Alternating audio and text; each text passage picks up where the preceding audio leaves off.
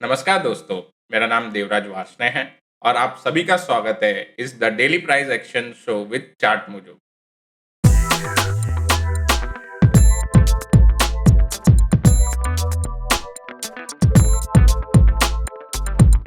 तो हमने देखा आज निफ्टी ने एक गैप अप ओपनिंग दी और उसके बाद मोटा मोटी पूरा दिन एक साइडवेज रेंज में कंसोलिडेट हुआ। अगर हम बैंक निफ्टी देखें तो बैंक निफ्टी ने भी पूरा एक साइडवेज मोमेंटम ही था पूरे टाइम में। तो इस सिचुएशन में बेसिकली स्पेक्युलेटर्स ने आज का दिन वेट करने का सोचा और अभी जो हमें न्यूज़ फ्लो आते हुए दिखाई दे रहे हैं regarding Russia and Ukraine war, जो उनकी पीस टॉक थी वो कुछ ज़्यादा अच्छी से नहीं हो पाई और उस वजह से हम देख रहे हैं कि ब्रेंट वापस से ऊपर गया। तो ये सारी चीज़ें अभी हम चार्ट पे देख लेते हैं और अपडेट ले लेते हैं निफ्टी एंड बैंक निफ्टी में। तो जैसा कि हम देख सकते हैं कि निफ्टी के ये चार्ट पे जो गैप अप मिला और उसके बाद साइडवेज कंसोलिडेशन की वजह से इसके कैंडल के अंदर हमें एक स्मॉल बॉडी देखने मिली। अब इस सिचुएशन में हमें कंसोलिडेशन का तो ब्रेकआउट मिल गया है, तो हमारा जो ओरिजिनल व्यू था उस हिसाब से हमारे टारगेट इज स्टिल इंटैक्ट, जो हमारा बुलिश व्यू है। और साथ ही हमें ऐसा लग रहा है कि अगर कल थोड़ी सिचुएशन खराब हुई तो ज़्यादा ज़्यादा से ज़्यादा हम ये गैप फिल करने आ सकते हैं, बट जो हमारा बायस रहेगा वो अपसाइड ही रहेगा। तो एक बार हम कल के लिए लेवल देख लेते हैं। अगर निफ्टी का अगर हम हाई देखते तो अराउंड 17,525 था आज का, और जो लो देखते हैं वो 17,390 के आसपास है। तो एक बार मैं आर्ली चार्ट इधर लगा लेता हूँ और हम देख सकते हैं कि पूरे दिन ये साइडवेज कंसोलिडेट हुआ। तो अगर कल हमें थोड़े नेगेटिव न्यूज़ फ्लो देखने मिलते तो ओवरऑल हमारा जो अपसाइड का जो बुलिश व्यू है वो स्टिल इंटैक्ट रहेगा, लेकिन हमें ये गैप फिल होते हुए दिखाई दे सकते हैं। वो हमारे लिए एक अच्छी अपॉर्चुनिटी होगी जिसके अंदर अगर आपके सेटअप पे एक लॉन्ग साइड का ट्रेड था काफी समय से तो आप वो इनिशिएट कर पाएंगे जैसे ये गैप फिल हो जाएगा।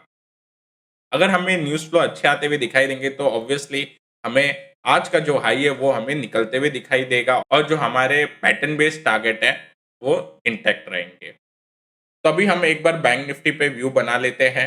बैंक निफ्टी ने आज गैप अप ओपनिंग दी और ये भी साइडवेज ही था जैसा हमने निफ्टी में देखा। अब हमें जो लॉजिकल लगता है जहाँ तक बैंक निफ्टी जा सकता है वो ये गैप फिल का एरिया है और हमें जो सपोर्ट है वो हमें दिखाई देते हैं 35,000 पे।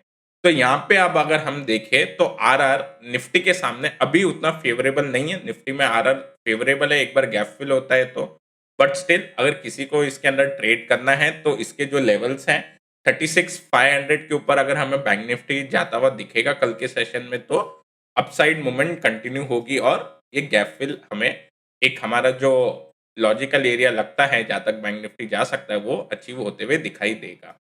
अगर जैसे कि नेगेटिव न्यूज़ फ्लो रहे तो निफ्टी के साथ-साथ हमें बैंक निफ्टी के अंदर भी ये गैप फिल होता हुआ दिखाई देगा।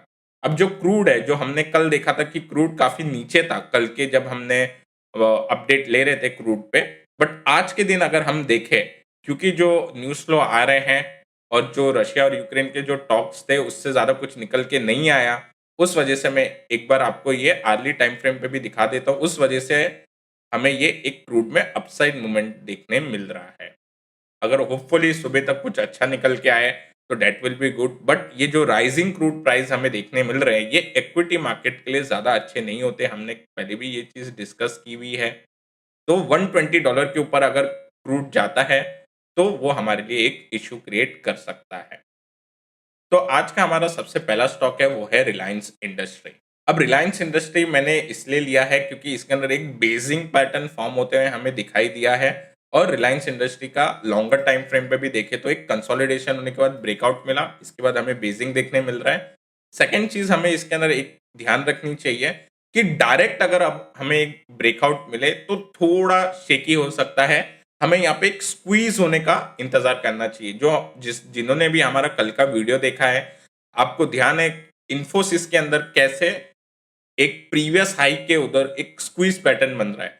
तो सेम चीज अगर हमें इधर रिलायंस में होते हुए दिखाई देगी और उसके बाद ब्रेकआउट मिलेगा तो वो ब्रेकआउट बहुत अच्छा होगा ट्रेड करने के लिए, क्योंकि उसके अंदर हमारा जो रिस्क रहता है वो काफी कम निकल के आता है। अब इस सिचुएशन में मैंने इसलिए इधर स्टॉक डाला जिससे कि आप अपने वॉच लिस्ट में देख सकें। अगर हमें एक डायरेक्ट ब्रेकआउट कैंडल होते हुए दिखाई देगी, तो प्रोबेबली हम इसको वापस अपने ब्रेकआउट रीटेस्ट में देखेंगे, क्योंकि वो टाइम इसका रीटेस्ट होने का चांसेस काफ़ी हो जाएगा।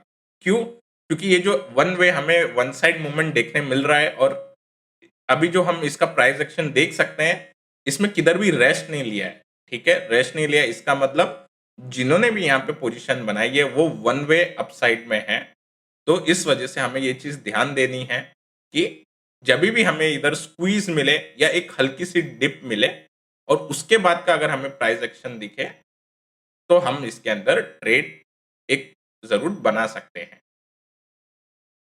हमारा जो नेक्स्ट काउंटर है वो है कोलपाल, ठीक है? अब ये जो कोलगेट हम देख सकते हैं थोड़े लॉन्गर टाइम फ्रेम पे, तो हम इधर देख रहे हैं कि चेंज ऑफ पोलैरिटी का कांसेप्ट कितने अच्छे से इधर दिखाई दे रहा है। पहले ये जो लेवल्स थे 1640 के, ये रेजिस्टेंस की तरह एक्ट कर रहे थे।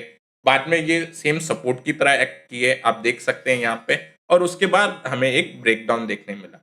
अब यहाँ पे जो स्टोरी बन रही है, यहाँ पे एक रेक्टेंगल पैटर्न का हमें कोलपाल में ब्रेकआउट देखने मिल रहा है, प्लस हमें इधर एक ब्रेकआउट के बाद ब्रेकआउट रिटेस्ट होते हुए दिखाई दे रहा है, और उसके साथ-साथ हमें स्क्वीज़ भी मिल रहा है।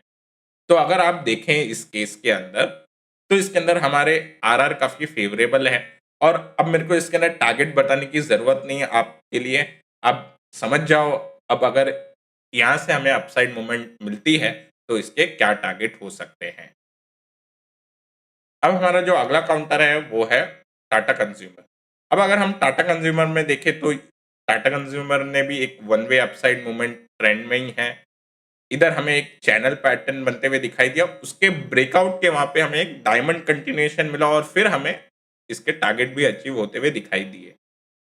तो अभी जो हमें पैटर्न इसके अंदर बनते हुए दिखाई दे रहा है, वो है right angle descending broadening wedge pattern. अगर हम इस पैटर्न को देखें, बेयर्स ने हमेशा प्रीवियस लो को, जो प्रीवियस स्विंग लो हमें देखने मिले, प्रीवियस स्विंग लो को हमेशा उन्होंने निकाल दिया है, उसके नीचे भाव गया है।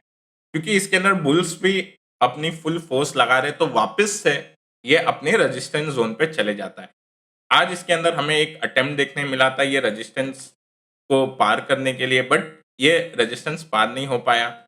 अब जो हमें लेवल ध्यान रखने हैं इस पर्टिकुलर काउंटर के अंदर, वो आते हैं 790 के लेवल। जैसे ये काउंटर 790 का लेवल निकाल देता है, उसके बाद हमें इसके अंदर एक अपसाइड मूवमेंट आते हुए दिखाई देगी, और इसका जो लॉजिकल एरिया होगा जहाँ तक ये काउंटर जा सकता है, वो आप खुद प्लॉट कर पाएँगे, जो इसका रेजिस्टेंस ज़ोन होगा। ओके? जो नेक्स्ट काउंटर है वो है ओबराय रियलिटी। अब ओबराय रियलिटी के अंदर हमें एक सिमेट्रिकल पैटर्न बनते हुए दिखाई दे रहा है। अगर हमें इस पर्टिकुलर काउंटर के अंदर 975 के ऊपर प्राइस जाता हुआ दिखे इन द नेक्स्ट और इन द अपकमिंग सेशन, ठीक है? तो वो टाइम पे हमें इसके अंदर एक ब्रेकआउट मिल जाएगा, और उसके बाद हमें प्राइस ऊपर जाते हुए दिखाई देगा। तो इस समय अगर आपको इंट्राडे करना हो तो वो भी कर सकते हैं, और साथ ही इसके अंदर काफ़ी एक अच्छा रिस्क रिवॉर्ड वाला पोजिशनल ट्रेड सेटअप भी मिल जाएगा। तो जो नेक्स्ट काउंटर है वो है बीएसई। अगर हम बीएसई देखें, ओके, तो बीएसई के अंदर हमें एक पेनेंट फॉर्मेशन देखने मिल रहा है। इससे पहले हमने एक रेक्टेंगल फॉर्मेशन का ब्रेकआउट देखा। तो अब ये जो हमें काउंटर दिख रहा है, ओके, पहली बात पेनेंट आपको ये ध्यान रखना है कि पेनेंट एक शॉर्ट टर्म चार्ट पैटर्न होता है। क्यों शॉर्ट टर्म बोलते हैं? क्योंकि अधिकतर ये जो चार्ट पैटर्न होते हैं वो 3 हफ्तों के अंदर बनते हैं। सेकेंडली, ये जो चार्ट पैटर्न बनते हैं ये आपको एक कंटिन्यूएशन में दिखाई देते हैं। अब अगर आपने कोलपाल का चार्ट अगर ध्यान से देखा होगा, इसके लिए हमने इसको पेनेंट नहीं बोला है, ठीक है? मैं आपको बता दूं, जो दर्शक ध्यान से देख रहे हैं, आपको ये छोटी-छोटी मिस्टेक पे काफ़ी ध्यान देना पड़ेगा। तो इसको हम पेनेंट नहीं बोलते, क्योंकि ये एक कंटिन्यूएशन में नहीं मिल रहा। सेकेंडली, हम इसको एज़ अ स्क्वीज़ ट्रीट करेंगे और ब्रेकआउट रीटेस्ट करेंगे इसको। क्यों? हमें एक रेक्टेंगल फॉर्मेशन मिला है, ओके? और इसके बाद हमें एक रीटेस्ट होते हुए दिखाई दिया है। इसके लिए इसको पेनेंट नहीं बोलेंगे, और इस केस के अंदर हम बीएसई में, क्योंकि ये मूव हमें कंटिन्यूएशन में मिल रही है, आप देख सकते हैं ये बीएसई का नेचर ही ऐसा है, ऊपर जाता है देन कंसोलिडेट होता है, फिर ऊपर जाके हमें एक सीएनएच देखने मिला, फिर ब्रेकआउट मिला, देन हमें एक रेक्टेंगल देखने मिला, फिर ब्रेकआउट मिला। तो ये सारे क्या है, कंटिन्यूएशन पैटर्न होते हैं। सिमिलरली हमें एक पेनेंट देखने मिल रहा है, और इसका ब्रेकआउट हमें कल, आज का जो कैंडल है इसका हाई होते हुए हमें मिल जाएगा। तो जो इंट्राडे ट्रेड करना चाहते हैं वो भी कर सकते हैं और जो पोजिशनल करना चाहते हैं वो भी कर सकते हैं। अधिकतर जो पेनेंट के टारगेट निकल के आते हैं उसके पोल के निकल के आते हैं जो काफ़ी लंबे होते हैं। अगर आपको इस केस के अंदर पोजिशनल के लिए कुछ हिंट चाहिए तो मैं आपको बता देता हूँ, उसके लिए आप इसको लॉग स्केल पे कर सकते हैं और लॉग स्केल के बाद हमें क्या दिखाई दे रहा है इसके अंदर एक चैनल बनता हुआ, ओके। तो जो लोग वीडियो ध्यान से देखते हैं उनको समझ में आ जाएगा कि पॉसिबल लॉजिकल टारगेट्स क्या हो सकते हैं इसके अंदर। तो हम देख रहे हैं बीएसई ने ये चैनल के अंदर ही मूवमेंट दिया है, ओके। और अगर कोई पोजिशनल ट्रेड करना चाहता है तो प्राइस हमें अगर इसका ब्रेकआउट सक्सेस होता है तो हमें समवॉट इधर आते हुए दिखाई दे सकता है। तो हमारा जो नेक्स्ट काउंटर है वो है आईसीआईसी लोम्बार्ड। अगर आप गौर से इसका प्राइस एक्शन देखें तो कैसे जब ये नीचे गिर रहा था तो इसकी रेंज वाइड होते गई। इस जो पैटर्न को हम जो बोलते हैं इसको बोलते हैं descending falling veg pattern, okay. इसको मैं एक बार रेड कर देता हूँ, यस। तो ये आपका हो गया रेजिस्टेंस, ये हो गया आपका सपोर्ट, ओके। ये फॉलिंग सपोर्ट लाइन है, ये फॉलिंग रेजिस्टेंस लाइन है। अब जब हमें अगर प्राइस ये फॉलिंग रेजिस्टेंस लाइन के ऊपर जाता हुआ दिखाई देगा तो इसके अंदर हमें एक ब्रेकआउट देखने मिलता है और जो इसके टारगेट होते हैं पैटर्न बेस्ड टारगेट वो होते हैं from the bottom of this, यहाँ से जो डिस्टेंस आता है टिल हियर, आप इस डिस्टेंस को इसके ऊपर प्लॉट कर सकते हैं।